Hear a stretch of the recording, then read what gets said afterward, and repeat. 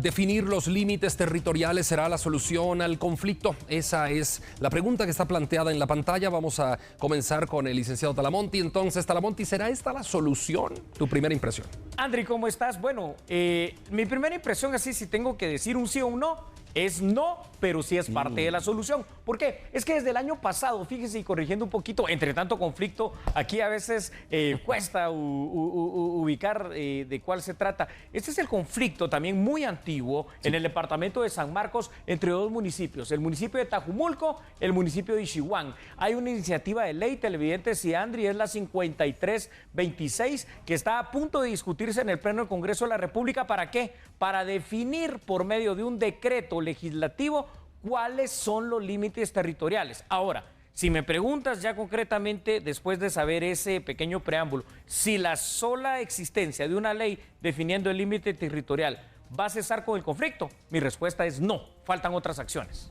Bueno, Talamonti, entonces lo que está haciendo el Congreso de la República es, para que todos tengamos el tema, ¿no?, sobre la mesa, es definiendo los límites. Ahora, la pregunta es, ¿esas mesas de negociación podrán apoyar también con la solución? Tú ya has dicho que no va a ser la solución total, definitiva, pero ¿podrán apoyar esas mesas, además de definir el límite territorial, con otros aspectos de la solución? ¿Y cuáles serían esos otros? Claro que sí, Andri. Es decir, aquí tenemos que ver este conflicto también bastante añejo ya en estos dos lejanos municipios, fríos y altos. Por ejemplo, una situación, ¿no? Por si usted no lo sabía, una curiosidad.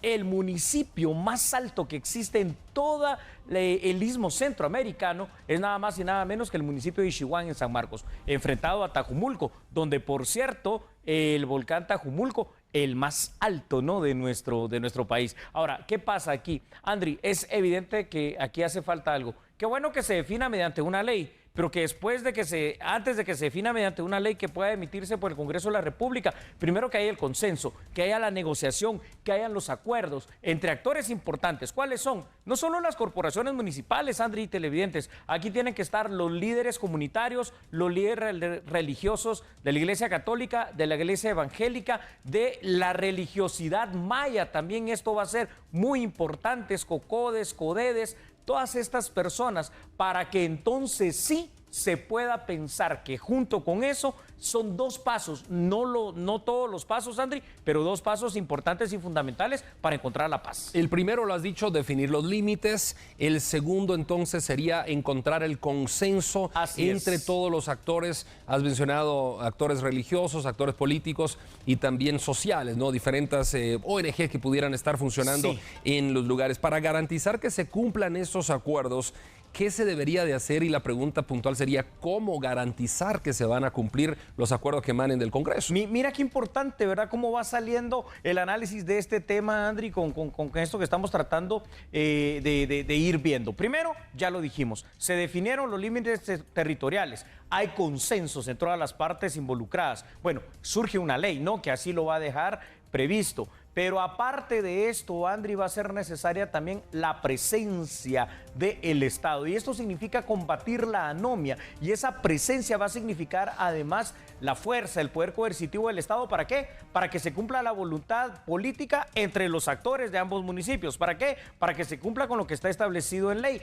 En otras palabras, Andri, este tercer componente importante va a ser un fuerte contingente en primera instancia del Ejército de Guatemala por un tiempo por un tiempo medianamente largo, y por supuesto un contingente que ya se prevea que vaya a ser una situación permanente de la Policía Nacional Civil. Recordemos una cosa, dentro del estado de fuerza de los 43,000 agentes de la PNC, la mayor cantidad de ellos provienen tanto de San Marcos, en todo lo que es la extensión territorial de ese departamento, como de Jutiapa, o sea que hay de dónde echar mano, o eso es lo que uno pensaría.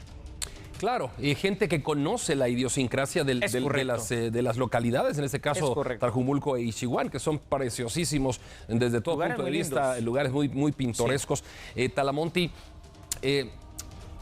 escuché a un experto en política internacional decir algo, y yo lo repetí en una conferencia, y él decía, ¿sabe usted cuántos tratados de paz se han firmado en el mundo?, decía él.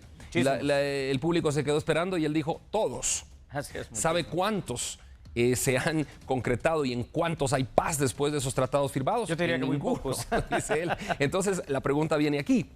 con este, digamos, tratado, entre comillas, de paz que se va a firmar, este límite territorial, esta solución, este consenso entre los actores, la pregunta, Talamonte, ¿se logrará la paz al final del día con estas acciones? Probablemente sí, pero falta todavía un cuarto componente. Fíjate, sí, Andri, que va sería? Muy concatenado con lo que tú estás diciendo de una manera muy correcta. Y esto es cierto, es que, a ver, el simple hecho de llegar a un acuerdo entre autoridades que de pronto no terminan siendo todos los pobladores. Por ejemplo, en la aldea Las Brisas de Tajumulco, ¿no? Ahí hay un fuerte problema, es uno de los lugares de principal conflicto entre estos dos municipios. Entonces, ahí hay que llegar de otra manera, no solo con el acuerdo, no solo con la ley, no solo con la presencia del ejército y la presencia de la PNC, ahí hay que empezar a construir lo que se llama una cultura de paz. Y eso se construye a lo largo del tiempo, días, semanas, meses, años. ¿Por qué? Porque han sido años también de conflicto, han sido años de guerra, llamémoslo por este límite